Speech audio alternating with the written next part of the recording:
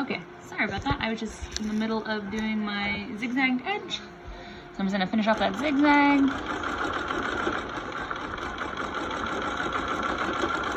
Again, if you don't have a serger, no worries. If you don't have an overcast stitch, also no worries. A zigzag works fine, as long as you do it correctly.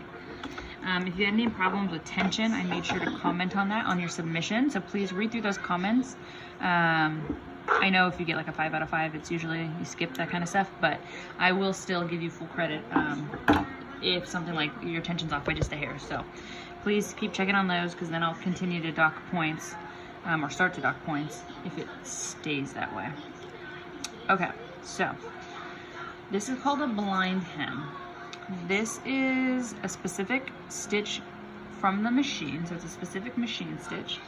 So if I go up here and look at my machine, it is, on my machine, it's a number 7 stitch. Sorry, I know it's so close. So it's a number 7. So you're gonna look for something that looks like the 7, okay? Okay, once I do that, it tells me to change my foot. So it tells me to put on a number 5 foot. So that's what I'm gonna do. So I'm gonna change out my foot to a number 5 foot. And then it's gonna, sorry, I'm just gonna fix my camera. Then it's gonna require something a little strange in the folding process. So when you prepare for this blind hem, the way that you do it is you take your fabric, and I know it seems really weird, but you're gonna fold it so that the hem is facing to the right, so close to like the handle. What you're gonna do is you're going to look at the wrong side, the back side of the fabric. And now you're going to take your hem, so this part here, and you're gonna flop it so that you expose the entire zigzag, the entire serge, the whole thing. And then you're gonna create this weird second fold. You're not gonna iron this, you're not gonna press it, don't take it to the ironing board. But you're going to fold it back and you're gonna pin it like that. And I know that that seems kind of weird, but it's all for a reason. So you're gonna fold it back on itself.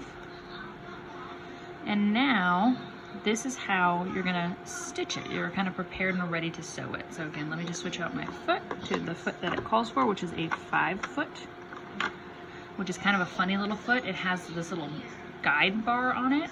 The reason why it has that bar is because what you're gonna do is you're gonna put the fabric that's folded, that weird second fold, and you're gonna run it up against this bar.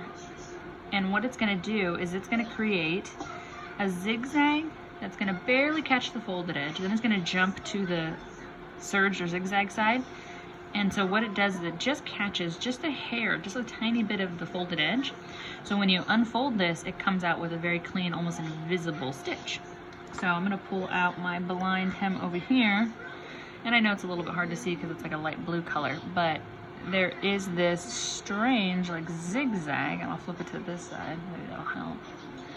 It's got a zigzag and then a straight line, and a zigzag and a straight line. So it's, again, just catching the very edge of that folded fabric. So if I pull it, you can kind of see it just caught the edge, which gives you almost an invisible finish on the outside. Okay, so now that my fabric is ready, my foot is changed, I'm gonna go ahead and I'm gonna stitch this now.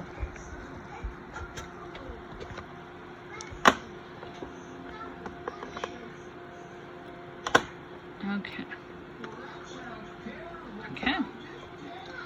Again, it might seem a little bit weird, but I'm gonna run that bar up against the edge of my fabric. And let me move my elbow over just a hair for you. There we go. Straighten that out. Hold your threads back. And this one's a blind hem, so you don't need to back stitch on this. You would overlap them if you were sewing an actual hem. It would go all the way around the garment. So don't worry, you don't have to back stitch with this one, just because you might back stitch on a zigzag, not the straight line, which is okay. I'm just running up against the very edge. Again, I'm just using the edge of this bar, this guide, to run up against my weird second fold.